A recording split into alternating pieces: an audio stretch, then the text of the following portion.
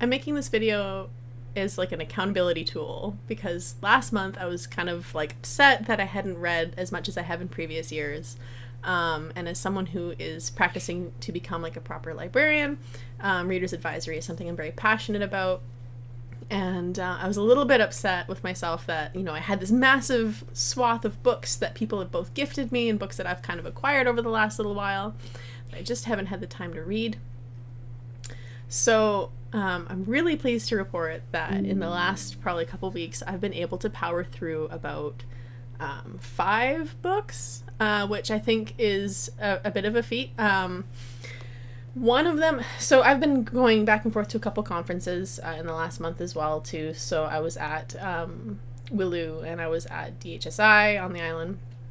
And work has been kind of picking up. So I've been a little more busy, which means that some things have had to go by the wayside, which means my guitar lessons that I have also been doing are going by the wayside. But I'm keeping up to tabs on everything else, like my professional experience, etc. So long story short, these are the books that I'm excited that I've read.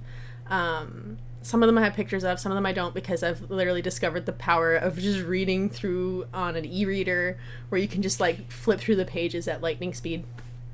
Maybe I can edit this to put a photo in, but I guess I'll just start.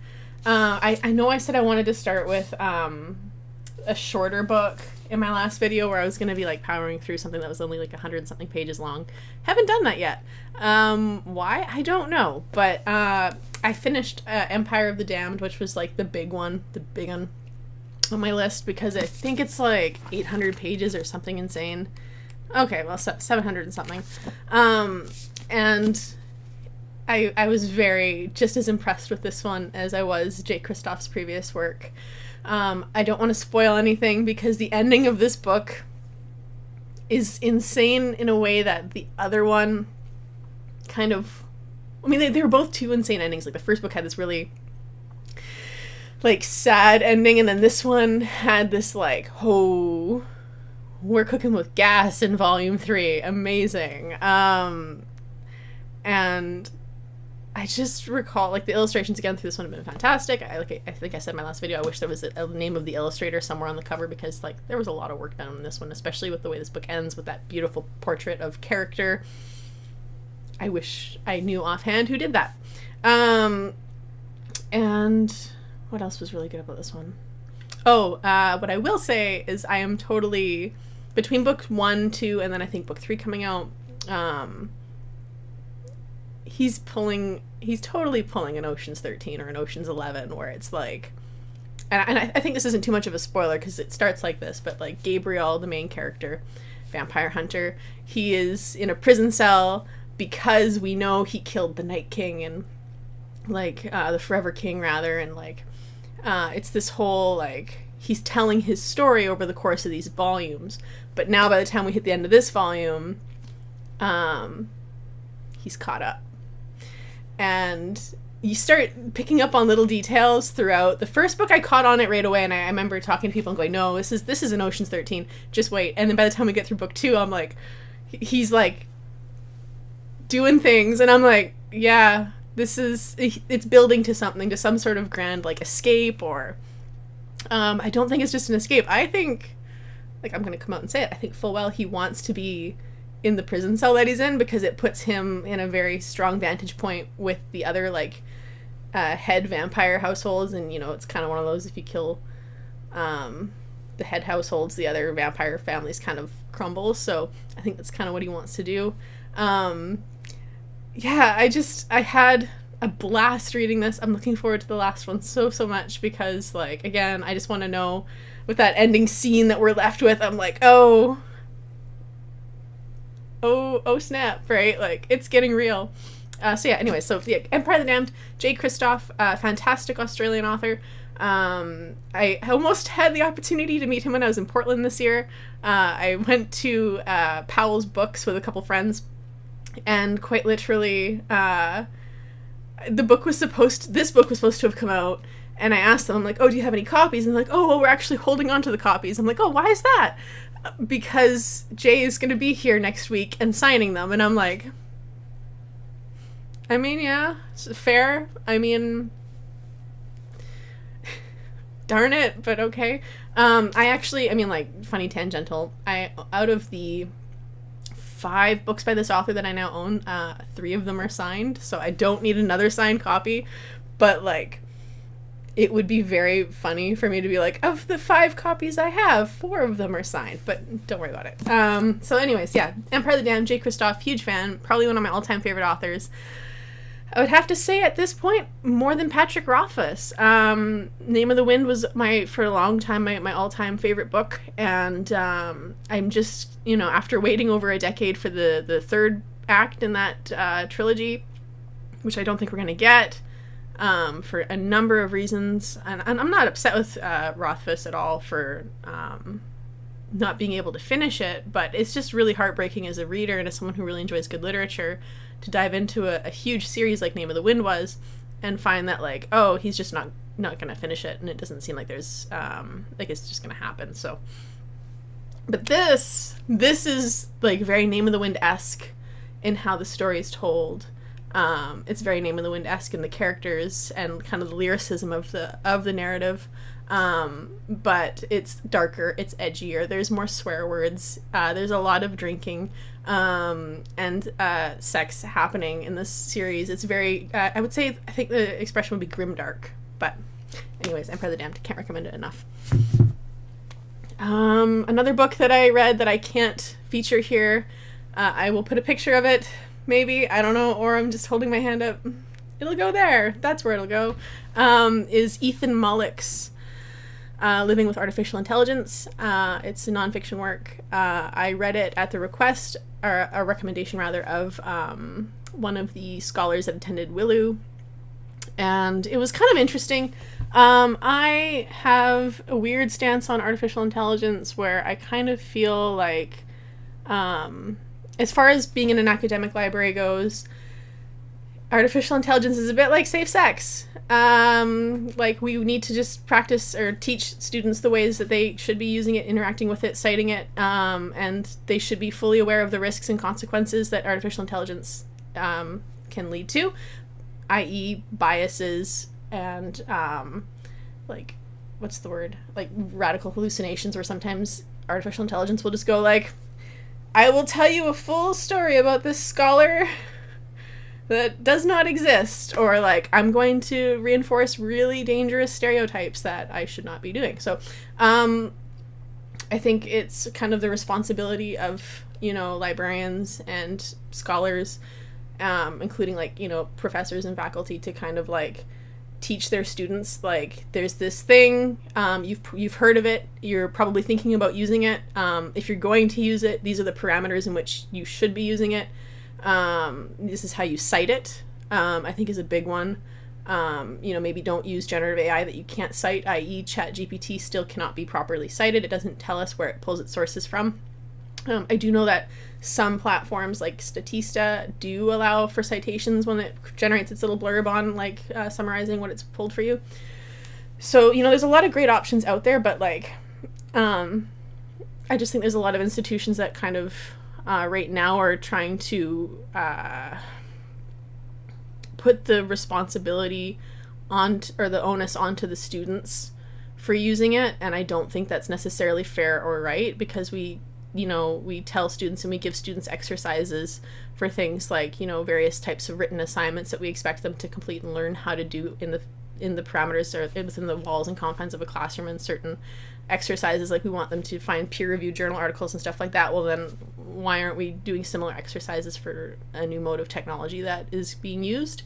And I also am very, like, kind of like generative AI and artificial intelligence in the context of, like, going into conferences and lectures and stuff. I'm a little bit tired of it at this point, where it's like it keeps coming up, and I'm kind of like, yeah, the reason why it's going to keep coming up is because it hasn't been properly, like, we haven't kind of decided, or there hasn't been a consensus on, like, how it should be approached properly by a lot of institutions. I know the University of Alberta has a really strong, like, kind of citation guide and stuff like that for citing artificial intelligence that I think other schools could follow, but or perhaps improve on.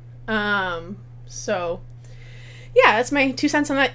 Totally deviating away from Ethan Mollick's book, but I think that's worth saying because I found Ethan Mollick, his writing it came across as very fanboy-y. And I say that because, like, a lot of it was tangential experience that he writes about, how he prompted AI and how that led to, like, certain outputs. And, like, he seems to suggest, or at least it seems to lead to, like, perhaps we've already created sentient life, which I'm like, okay, we're making a few jumps. So yeah, Ethan Mollick, his writing is good if you're just looking for something that's going to teach you about, like, large language models and how generative AI kind of works. I think that's really important. But it doesn't stress enough the downsides and the, like, for example, environmental impact, I don't think came up at all in the book. It's a very thin book, to be fair. It's like a 230 odd what page book. But it doesn't really cover, like, oh, like, this is the processing power that's required to run one generative AI system. Or, like, I don't think it really got too much into the hallucination aspect or even the bias aspect. Which to me are, like, major red flags if you're going to write about AI and you want to write a book that's talking about, like, if you want to praise generative AI, that's totally cool, like, go for it, but, like, at least recognize that right now there's a lot of huge flaws with it. So yeah, Ethan Mollick, Living with Artificial Intelligence, the cover, if I don't put it here, now I've done it twice to myself, features, I think it's Adam reaching for the apple on the cover. So it's a really interesting, kind of thought-provoking cover. So, okay, next is another book I finished, which I read while I was attending DHSI, Love at First Book, Jen McKinley. I was recommended this book by another librarian. Well, I'm a student librarian, but, like, she's a proper librarian. And at a university, and this was my first time, like, stumbling over this. This is my first time reading a book where I realized that, like, oh, the profession I'm in is one that people write romance novels about. And, like, this isn't, like, an intense romance. There's no, like smut or anything that's, like, no. It's rather bubblegum pop in the sense where it's, like, everything's fade to black. The two main characters are super duper adorable. She's a librarian. She's traveling abroad, meets a guy, and he runs a bookshop. She works at, his mom is a prolific author that she's a huge fan of, and she's actually, you find out through the story that she's been brought on to assist this writer. And without spoiling too much, there are some really big sad themes in this work that I wasn't expecting. I was, like, bawling towards the end because it got sad and I got teary, and as these romances go, it's, you know, one of the big tropes, which I won't get into, but, like, or I guess I can without it being a spoiler. You know, deathly illness, right? Comes up, and I was a mess by the time the book ended, and I was like, by the time I finished, I was like, damn good book. I don't know if I'll go and read McKinley's other works. They just don't have the same, like, appeal to me in the sense where it's like, okay, I read this because it was a book about a librarian, and I'm like, okay, let's see, what does that look like, right? It was cute, it was fun. I read it while I was traveling, and I'd probably read it again, maybe, like, 5 years from now. So yeah, McKinley, Love at First Book. So these two books I'm almost done, or I'm halfway through, so I'm just like, ooh, pop up, sorry, my computer is just not, but anyways, I picked this one up while I was camping over the weekend, and I am quite a bit in, Bad Cree by Jessica Johns. Jessica is, fantastic author. This book is very, like, Jessica sets out to write a creepy ghost story, and I was like, yeah, let's read a creepy ghost story, or rather, creepy Wendigo story. And I actually, Wendigo is one of my favorite kind of, I don't know if it's like a cryptid you can refer to it as or what, but like super fascinating. I've been recommended Bad Cree, and I think there's another one. Is it the Marrow Thieves that I'm supposed to read that one of my colleagues was telling me that also has a similar vibe? And then I played Until Dawn, which is a video game that also deals with the Wendigo. Spoiler, but that game's been out for like over a decade, so you know. Anyways, I started reading this book while I was in my hammock, camping, just chilling, and it starts off where it's like, something went wrong when we were camping near Vancouver at a little campsite that we always go to. And I was like, okay, well, like, this is like a little close to home. And it like scared me, and I had to stop because I was like, we're getting a little close to home here, and I just kind of want to have a relaxing weekend. So, but yeah, Bad Cree, Jessica Johns, having a great time with it. Nearly done. Expect to be done soon. And yeah, good time. And then the other and last book I'm going to talk about, because this is already 16 minutes, and apparently I can go on about books for a while. One Dark Window, Rachel Gillig. I actually have Kindle Unlimited because I'm not going to be buying the sequel to this one. A lot of people really love it. A lot of people on Book Talk have recommended it. What can I say about it? So it's like Anne Rice's Lasher if you are someone who collects tarot or Yu-Gi-Oh cards. So, or like Pokemon cards. So like the premise is that there's these cards, and different cards contain different like spell or monster abilities, which this is not selling the book at all really well, but like it's done in a way where it's like the girl finds one of these cards, and she becomes like the magic she inherits from the card is that she absorbs the power of the card. So she kind of accidentally, and this is where the Lasher from Anne Rice component comes in. Many people might be familiar with that series. When the card she inherits, she also takes on this secondary presence in her being of the monster within the card. And while he gifts her fantastic powers and dark whatever, right?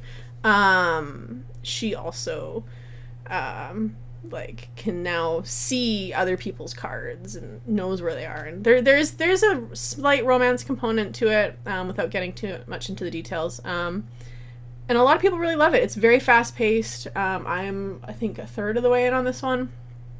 I'm not hating it. I'm liking it. I'm probably going to finish it. It's probably going to take a little bit longer than I thought.